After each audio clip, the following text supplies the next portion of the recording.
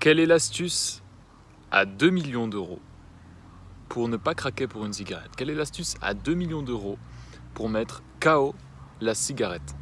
Dans la précédente vidéo, je vous ai partagé l'astuce à 1 million d'euros. Et je sais qu'elle vous a beaucoup plu, je sais qu'elle fonctionne. Alors merci pour vos retours et surtout bravo pour la mettre en application. Parce que moi-même, j'adore regarder des vidéos sur YouTube. Je parle de vidéos de développement personnel, des coachs, etc. J'adore ça. C'est très bien, mais ça ne suffit pas. C'est-à-dire que derrière, ce qu'on apprend, même si on le comprend, il s'agit de le mettre en application. Sinon, ça n'a plus aucune valeur. Ça vaut plus 1 million d'euros, ça vaut 0. Ce qui vaut 1 million d'euros, c'est de le mettre en valeur. Aujourd'hui, je vous partage une deuxième astuce que j'estime à 2 millions d'euros cette fois, parce que je pense qu'elle est également tellement importante et tellement puissante pour enfin se libérer totalement, définitivement, réussir à dépasser toutes les envies, qu'elles soient petites ou grandes, qu'elles soient sur le court terme ou sur le long terme sans prévenir. Et vraiment, je suis persuadé qu'elle va vous aider. Et je l'utilise pour moi-même, parce que moi-même aujourd'hui, 5 ans après mon arrêt du tabac, je suis encore en train de renforcer cette certitude en moi que vivre à plein poumon, vivre en tant que non-fumeur, c'est la meilleure solution. Bonjour à tous, pour ceux qui ne me connaissent pas, je suis José Payet, spécialiste de l'arrêt définitif du tabac et je vous souhaite la bienvenue sur la chaîne YouTube à plein poumon. Alors quelle est cette astuce à 2 millions d'euros? C'est tout simplement la suivante. Dans ma précédente vidéo, je vous ai fait une vidéo un peu particulière. Ok, c'est une vidéo qui m'a demandé plus de travail que les autres. C'est une vidéo en fait entre la prévention et la motivation. C'est une vidéo qui s'adresse à des fumeurs qui n'ont pas forcément envie d'arrêter de fumer, mais des fumeurs qui ont envie de s'informer. Et voilà, c'est une vidéo qui est à partager à des fumeurs que vous connaissez, en qui vous tenez. Peut-être vous avez peur pour leur santé et vous voyez qu'ils n'ont pas envie d'arrêter de fumer, eh bien montrez-leur cette vidéo parce que je suis certain que même s'ils n'ont pas envie d'arrêter de fumer, cette vidéo va leur faire un déclic dans leur cerveau. Et voilà. Et donc dans cette vidéo, en fait, je fais un focus en fait sur l'importance du nombre de morts liées au tabac. Je montre en fait par A plus B dans ces 8 minutes de vidéo que la cigarette, c'est la drogue la plus meurtrière au monde devant toutes les autres drogues réunies. Et j'explique en quoi ce résultat est le résultat du fait que c'est la plus vicieuse. Okay, on devient accro lentement, la première cigarette est dégueulasse, les conséquences négatives sont tellement lointaines qu'on se dit qu'on arrêtera un jour à temps, etc. Au final, un fumeur sur 2 meurt du tabac. Mais dans cette vidéo, je dis quelque chose d'essentiel. Je rappelle que la cigarette n'est pas une drogue douce.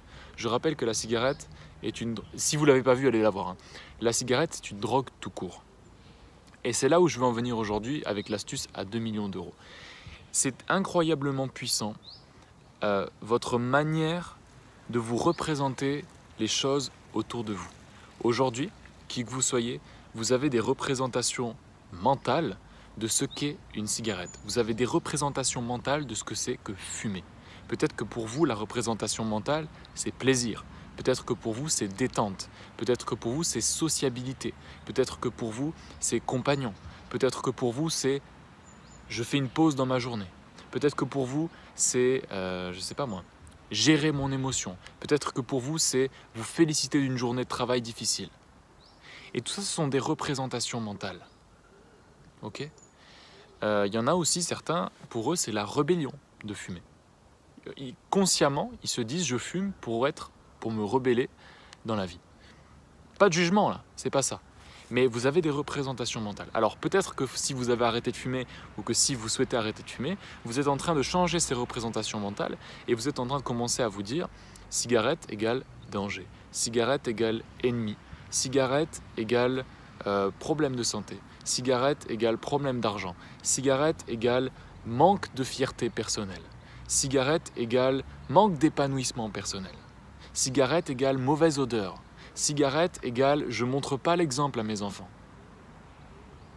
Et là, vous allez en renforcer votre capacité à vous en libérer. Mais l'astuce à 2 millions d'euros est la suivante. Lorsque vous décidez de choisir la représentation mentale suivante, vous allez renforcer par 10, par 100 votre capacité à y résister et à déjouer les envies. Lorsque l'envie va se présenter et que vous allez repenser à cette représentation mentale, ça va vous bloquer net l'envie de fumer. En tout cas, ça augmente largement les chances de bloquer l'envie. Cette représentation mentale, c'est tout simplement en lien avec ma précédente vidéo.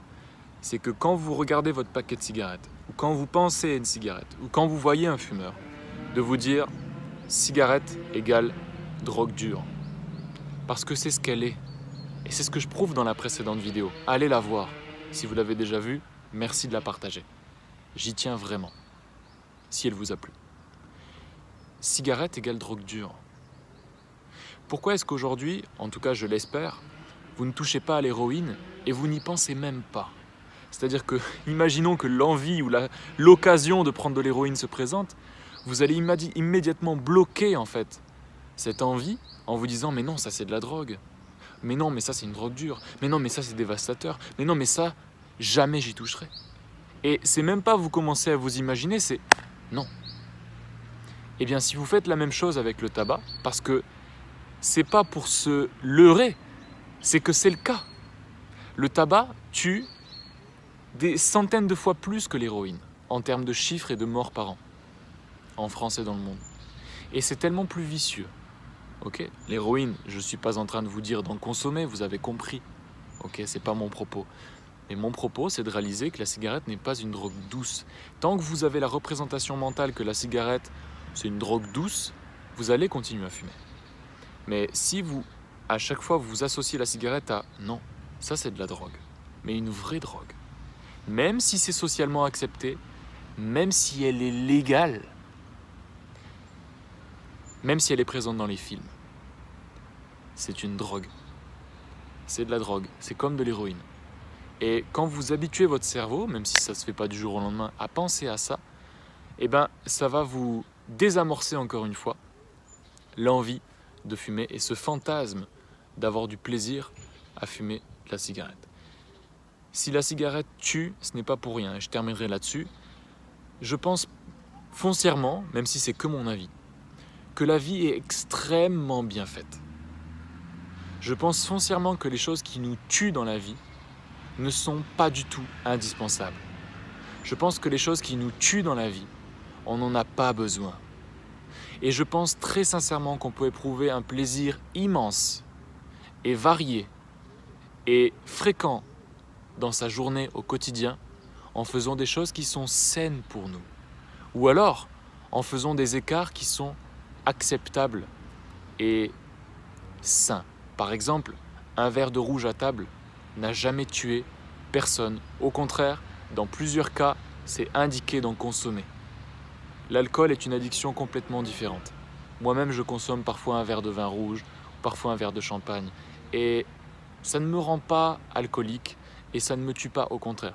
Mais on ne va pas dire que c'est foncièrement bon pour la santé, l'alcool, même si le vin rouge parfois est conseillé.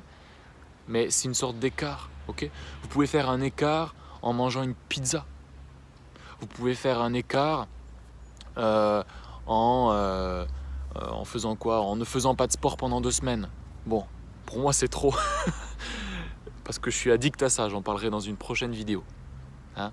Moi je suis un addict, mais à des choses saines. Mais je suis un addict. J'ai changé mes addictions.